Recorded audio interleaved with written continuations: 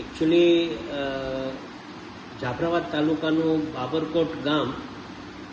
70 hectare જમીન જે forest reserve માટે રાખવામાં આવી હતી એ 2 દિવસ પહેલાં મારા ધ્યાન ઉપર આવતા ઘણા બધા લોકોએ રજૂઆત કરી અને આ રિઝર્વ ફોરેસ્ટની જમીન પ્રાઇવેટ કંપનીને માઇનિંગ કરવા માટે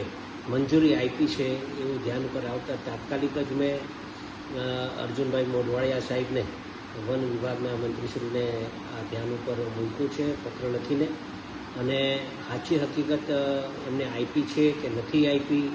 એ મારા ધ્યાન ઉપર ઓન પેપર કાંઈ આવ્યું છે નહીં. છતાં પણ જ્યારે આવું વાત આવી છે ત્યારે આ વિસ્તારમાં ઘણા બધા વન વિભાગના જેમ કે હાવજ, સિંહ અને અન્ય પ્રાણીઓ જે આ વિસ્તારમાં વસાવટ કરતા હોય, તો મારું પણ એવું માનવું છે કે તાત્કાલિક જ જો કદાચ આવું થયું હોય તો આવું ન થાય એના માટે પણ મેં સરકારશ્રીને એક પત્ર લખીને ધ્યાન ઉપર મૂક્યું છે,